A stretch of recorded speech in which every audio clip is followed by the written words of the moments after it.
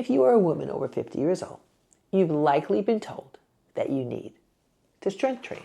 But if you are a woman over 50 years old, you've likely not been told how to strength train. If we haven't met yet, my name is Wini and I've been a strength and conditioning coach for 44 years. Yes, 44 years. I started when I was 16 years old and I am now 60.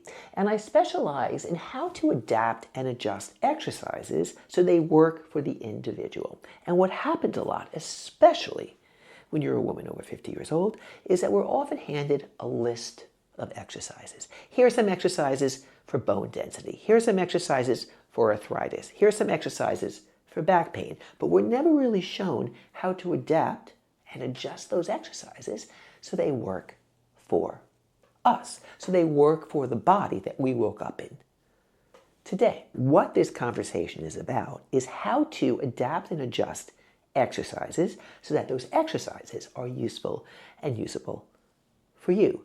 So please hit subscribe and check out the next video where we go into how to make specific strength training exercises useful and usable for you.